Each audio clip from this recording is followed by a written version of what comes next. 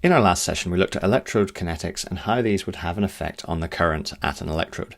So now what we're going to do is examine what happens as we vary potentials, as we apply a potential to an electrochemical cell. We introduced last time the Butler-Volmer equation, which showed us how we balanced a reductive process with an oxidative process. Remember that we were talking about J in terms of current density, and the Butler-Volmer equation shows how this varies with respect to the applied potential, this overpotential eta.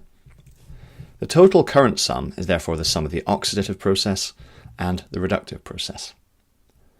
Both of these, we see this eta term, this overpotential term appears in both, so both are affected by the potential that we apply. Fundamentally, the observed current that we see in our cell only applies on the exchange current density, which is this J0, and our overpotential eta. Our alpha term that we've expressed here is simply a measure of the symmetry between the oxidative and reductive processes. Where alpha is 0.5, the rate of reduction is the same as the rate of oxidation at each electrode, where the number of electrons exchanged is equal to 1. Okay, so now let's look at how current varies with overpotential. This graph that we showed in the last slide simply shows the anode rate and the cathode rate. So the oxidative current here in red on the top, by convention this is positive, while the cathode current, the reduction, is happening here in blue. And what we see is the sum of these two curves. This purple line up the middle shows what direction the current flows as we apply different overpotentials to our cell. So remember, the overpotential is simply the difference between the equilibrium potential and the potential that we're applying to our cell. What we see very rapidly is as we get to extreme values of overpotential, one component very rapidly begins to dominate. So where eta is plus or minus 0.1, so if we have plus or minus 0.1 overpotential applied to our cell, we generally get one term dominating. If we look at the left-hand component, we're saying that this oxidative component dominates if our overpotential is greater than plus 0.1 volts, while the reductive process would dominate if our overpotential is less than minus 0.1 volts. So what this means overall is that unless we have a very, very small overpotential, we will really only see the current coming from either the oxidative process or the reductive process. Only at very small magnitudes of n will we see our current actually having competition between oxidation and reduction. What we now need to do is think about what this J0, this exchange current density, and this symmetry component. We need to find out what these terms are. So our exchange current density and our symmetry factor alpha cannot be measured directly. So this exchange current density is simply what the current is, or the exchange current at equilibrium is, while the alpha component is simply a reduction contribution to the Gibbs energy. So the greater alpha, remember this is a proportion, it's a fraction, the greater alpha is, the greater the reductive component to the overall Gibbs energy. If we look at a situation where we have alpha is 0.5, so this is a symmetrical situation where the reductive and oxidative processes are contributing equally to the overall current we observe, well, we see that, yes, at these extreme values of our overpotential, we have our reduction dominating at very low overpotentials, and we have our oxidation dominating at very high overpotentials. So let's consider what happens when eta is greater than 0.1 volts, or the magnitude of eta is greater than 0.1 volts. Well, if we say that eta is greater than 0.1 plus 0.1 volts, if we look at this reductive term, the reductive term simply shrinks to 0. We get a very simple format for our overall current density. If, on the other hand, we consider what happens when eta is less than minus 0.1 volts, now our oxidative term shrinks into obscurity and we get a simple expression in terms of the reductive process. Now that we've established this, how do we now find our exchange current density and alpha? Well, we have an equation here. We've seen equations like this before. This is a very similar format to the Arrhenius equation, which you've dealt with before, you've linearized before. So if we think about linearizing this form of equation, we get on to plotting data on a graph. The name for these plots are called Tafel plots. They allow the determination of our fractional symmetry component and our exchange current density. In order to do one of these plots, we simply plot the log of the current density against the overpotential. So remember, we simplified the Butler-Volmer equation for a particular case of high eta, high overpotential. And remember, one of these terms drops out depending on whether we're negative 0.1 or positive 0.1. So let's look at the reductive process to start with. So we're dealing with eta is less than minus 0.1 volts. If we take logarithms of both sides, we simply get this sort of relationship, and we should immediately recognize this, where we have a y equals mx plus c type equation, where the variable eta we're plotting against log of j, and we should get a graph with a gradient of alpha f over rt. And sure enough, when we plot these, we find that the reductive component, where eta is less than minus 0.1 volts, we see, sure enough, we get a linear range. It starts to deviate at very low overpotentials because, as we said, we start to get a contribution from the oxidative component. So that causes a deviation from linearity.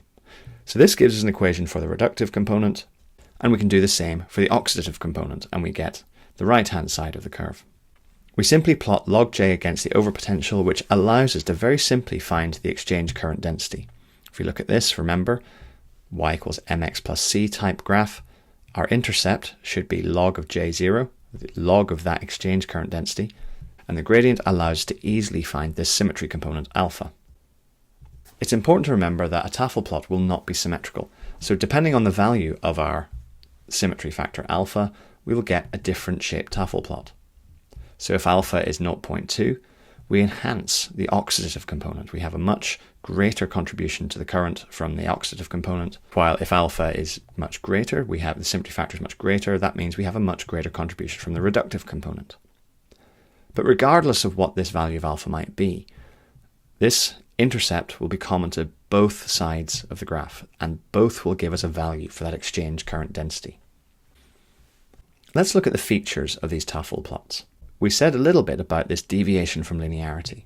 They're curved at these small overpotentials, because what's happening is we get both reduction and oxidation contribute to the current that we observe. If we go to higher overpotentials, the competing process tends to zero, and we get increasing conformation to this linear fit. The straight line section will allow us to find our exchange current density J0 from the intercept and alpha from the gradient. It's worth giving some thought to these logarithms. Often, when we do theory, we use natural logarithms because of the prevalence of the exponential term e. But when we do things practically, we almost always plot log base 10. So often we use this log base 10. But it's important to remember they are the same mathematical function, and there's a simple linear relationship between them, where the log of one term j is simply 2.303 times the log base 10 of j. So always remember that these logarithmic relationships are the same, just with a scaling factor. The symmetry factor can be a source of some confusion, so it's worth spending some time on what this means as well. We introduced it earlier as a free energy contribution from the reductive process, but it's simply a balance between those oxidation and reduction currents. So at very low alpha, if we look at how the current responds to the overpotential, we see at low alpha, the oxidative current responds much more readily to the applied overpotential than the reductive current. So oxidation would be favoured at low alpha, where we see this positive response, and it increases much more rapidly with the applied overpotential.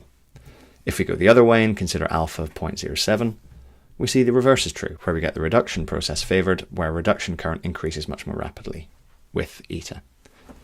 Okay, so that kind of gives an overview of what this symmetry factor is. The exchange current density, however, is slightly more unusual to consider. This is simply termed the equilibrium current exchange. It is the rate of charge transfer at the electrode at equilibrium. So there's no net transfer, but it's a measure of how much charge comes from the ions at the surface into the electrode, or from the electrode out to the ions. Remember, those two terms balance. The more readily they can exchange those electrons, the more readily the system can deliver a current without significant energy loss. Fundamentally, what this does is it affects the overpotential required to deliver a specific current. So if we look at the graph, this is showing what happens to the current voltage response at different exchange current densities. So let's firstly define a fixed current density of 0.5 microamps per square meter.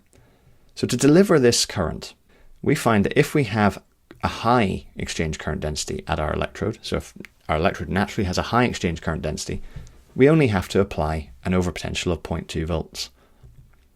However, as we have lower and lower exchange current densities, we find we have to apply a greater and greater overpotential in order to deliver that same current.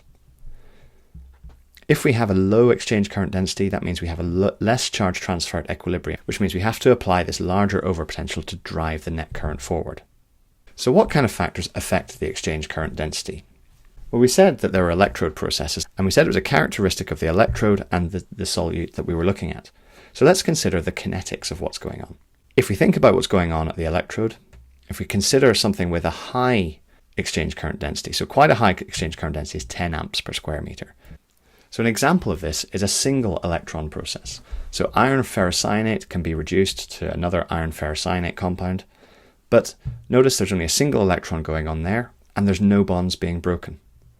So there's no significant change in the solute. So it's very easy for it to pick up an electron, very easy for it to give it up, which leads to us having a higher exchange current density. Another thing which favours a high exchange current density is having no adsorption. So adsorption is when a species will chemically bond with the surface. So in this case, I've shown hydrogen ions receiving an electron, and the hydrogen atom forms a chemical bond with the surface.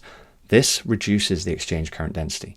So if we have no adsorption, then we would tend to get a higher exchange current density. And if the reactant and product have very similar properties, then again, we would expect to have a high exchange current. It's very easy for those electrons to exchange across the interface. If, however, we consider a low exchange current density, the reverse would apply. So if we have a very complex process, we have lots of things going on at once, or if we have to break a chemical bond, or if we had to adsorb onto the surface, these are factors that would favour a low exchange current density. An example of this, where we have the azide nitrogen couple picking up an electron, the exchange current density is absolutely minuscule because the strength of the nitrogen bond makes it extremely difficult to drive that process forward. The electrode material also affects the exchange current density. So for a given reaction, so I'm just going to talk about the reduction of protons in a hydrogen standard electrode. So let's consider this couple. At a platinum electrode, we have an exchange current density of 10 to the minus 3, so 1/10,000th of an amp per square meter, while if we deal with a mercury electrode, our exchange current density drops massively. And fundamentally this happens because of a different mechanism of exchange, a different way in which the charge is transferred. Platinum fundamentally has catalytic properties. This is something that should be well known to you and is dealt with quite extensively in the inorganic chemistry side of things. But as a result of those catalytic properties, the surface affects the kinetics of the process. So let's explore the process a little bit. Our first step is hydrogen being reduced and absorbing to the surface. So we form this metal-hydrogen bond here. We then have one of two processes that can then occur. Either a second hydrogen, which is adsorbed to the surface, can form a bond directly with the hydrogen and break the metal-hydrogen bonds and release our H2 gas. Or what we can have is we can have another proton coming in and being reduced and simultaneously forming that hydrogen gas release. So these are the three steps that we wish to consider. But depending on the rates of each one and the rate at which each one occurs will affect the overall rate of our reaction. For mercury and lead, a metal-hydrogen bond is very, very weak. So that means that this metal-hydrogen bond formation becomes the rate-determining step. If we consider step B, where we have the adsorbed hydrogen coming together to form H2 gas, in platinum, this becomes the rate-determining step because the metal-hydrogen bond is considerably stronger. So this is our rate-determining step in platinum. Step C is generally slower because it involves more species, but this can also happen in platinum as well. But we need to factor in the relative strengths of these metal-hydrogen bonds. And for a good catalyst, it has to strike a balance between steps. It has to strike a balance between the formation of the metal-hydrogen bond and then the subsequent breaking of metal-hydrogen bonds. It just so happens that platinum strikes this balance and makes it very effective as a catalyst, while for mercury, lead and so on, this bond is very weak, which means it doesn't favour the formation and the surface adsorption of hydrogen. When we're considering our current potential curves, we need to consider both the oxidation and reduction currents because they both contribute towards the process that we measure. The symmetry factors, the rate at which oxidation and reduction contribute, affect the shapes of the curves that we've observed. So whether we have a process which strongly favours oxidation or strongly favours the reduction, these all work together to affect the shape of the curve that we observe. And fundamentally, when we make our measurements and look at the rate at which the current is affected by the overpotential, the shape of the curve gives us insight to the processes going on at those electrodes. The exchange current is also something that's worth looking at as well, because the exchange current affects the ability for a given cell to deliver a current at a given overpotential. And these exchange currents are affected directly by solution kinetics and electrode effects.